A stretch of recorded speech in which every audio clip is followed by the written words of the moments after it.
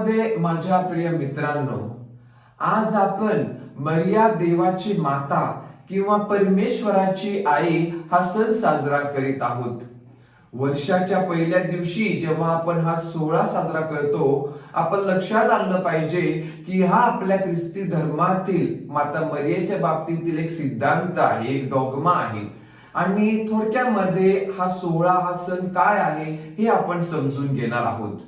मरिया ही परमेश्वराची आई कशी असू शकते, असा जर कोणी आपल्याला प्रश्न विचारला तर त्याचा थोडक्यामध्ये आपण असं उत्तर देऊ शकतो, मरिया माता ही देवाची माता आहे, कारण तिचा पुत्र हा खरा देव, खरा परमेश्वर आहे.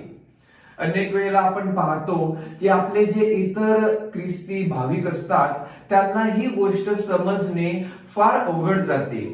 ते असा प्रश्न विचारतात की मरिया माता ही परमेश्वराची आई कशी काय असू शकते, कारण परमेश्वराने विश्वाची निर्मिती केली, परमेश्वराने हे सर्व काही तयार केलं आणि तो विश्वाचा परमेश्वर असल्यामुळे त्याची आई जर मरिया माता असेल, ह्याचा अर्थ म्हणजे देवाला मरिया मातेने तयार केलं, म्हणजे मरिया माता ही परमेश्वरापेक्षा मोठी श्रेष्ठ आहे, किंवा तिने परमेश्वरा निर्माण केल्यामुळे ती त्यापेक्षा मोठी देव आहे, एखादी देवी आहे. प्रिय मित्रांनो, आपण हे समजून घेतलं पाहिजे की मरिया माता ही प्रभू येशूची आई आहे. त्यामुळे आपण असा विचार केला पाहिजे की हा प्रश्न हा मरिये बाबतीत नाही, तर हा जो प्रश्न आहे तो प्रभू येशू ख्रिस्त हा देव आहे की नाही याबद्दल हा आपला विश्वास आहे. आणि म्हणून जेव्हा आपण प्रभू येशूला म्हणतो तो खरा देव आहे, त्या अर्थी त्याची माता ही देवाची माता आहे, परमेश्वराची माता आहे.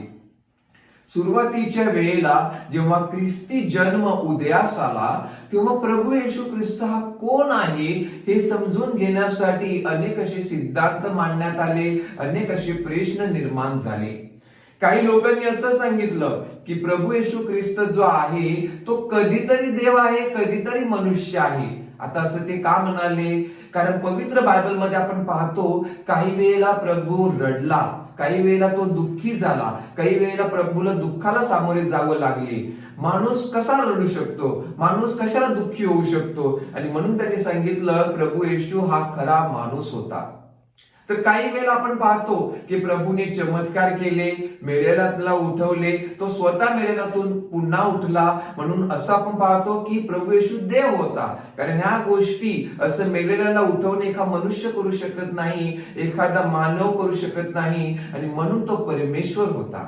आणि म्हणून हे वेगवेगळे जे विचार प्रवाह, मतप्रवाह सुरू झाले, त्यातील एक होतं ते म्हणजे दत्तकवादी. त्यांचा अर्थ असा होता की प्रभू येशू ख्रिस्त जेव्हा जन्माला आला तेव्हा तो मनुष्य होता, परंतु जेव्हा त्याचा बाप्तिस्मा झाला तेव्हा परमेश्वराने त्याला दत्तक घेतलं, आणि बाप्तिस्म्यापासून प्रभू येशू ख्रिस्त देवाचा पुत्र झाला. हा एक खोटा सिद्धांत, खोटा मतप्रवाह होता. दुसरा असा मतप्रवाह होता की प्रभू येशू ख्रिस्त जेव्हा मरण पावला, क्रूसावरती मरण झाल्यानंतर तो देव झाला, आणि जेव्हा तो मरणातून उठला तेव्हाच देव झाला. असाच एक मतप्रवाह होता, आणि तो म्हणजे नेस्टोरियनवाद. नेस्टोरियस नावाचे एक महागुरु होते, आणि त्यांनी एक खोटा सिद्धांत मांडला. त्यांनी असा सिद्धांत, असा मतप्रवाह उदयास आणला की प्रभू येशू ख्रिस्त म्हणजे दोन व्यक्ती आहेत, एक म्हणजे परमेश्वर आहे आणि दुसरा अर्धा म्हणजे मनुष्य आहे. आणि त्यामुळे जो मनुष्य आहे प्रभू येशू ख्रिस्तामधील, त्याची माता म्हणजे मरिया माता, म्हणजे ती प्रभू येशू जो देव आहे त्याची आई नाही, तर जो माणूस आहे त्याची आई. म्हणजे त्याने काय केलं, प्रभू येशूचे जे व्यक्तिमत्व आहे, येशूच्या व्यक्तिमत्वात दोन भाग केले, एक म्हणजे मनुष्य आणि दुसरा भाग म्हणजे परमेश्वर. आणि तो जो हा जो सिद्धांत होता, त्यामुळे पवित्र देऊळमध्ये दुफळी माजली, अनेक असे वाद निर्माण झाले, आणि तेव्हा अलेक्झांड्रियाचा संत सिरिल ह्यांनी त्याचा विरोध करताना सांगितलं की प्रभू येशू म्हणजे दोन व्यक्ती नाहीत, प्रभू येशू म्हणजे एकच आहे, जो खरा देव, खरा मनुष्य आहे. म्हणजे कधीतरी देव, कधीतरी माणूस असं नव्हे, किंवा अर्धा माणूस अर्धा देव असं नव्हे, तर प्रभू येशू ख्रिस्त हा 100% देव आणि 100% माणूस आहे.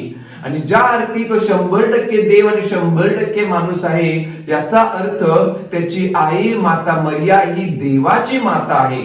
नेस्टोरियनने असं सांगितलं की तिला ख्रिस्ताची आई म्हणा, तिला क्रिस्तोटोकस, ग्रीक मध्ये क्रिस्तोटोकस असं म्हणा, थिओटोकस म्हणजे देवाची माताशी म्हणू नका.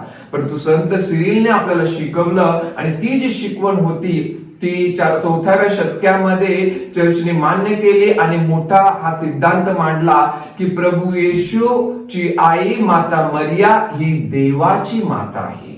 आणि म्हणून मरिया मातेला समजण्याची गुरुकिल्ली म्हणजे आपण मरिया मातेपासून सुरू करत नाही, तर आपण तिचा पुत्र प्रभू येशू ह्याच्यापासून सुरुवात करतो.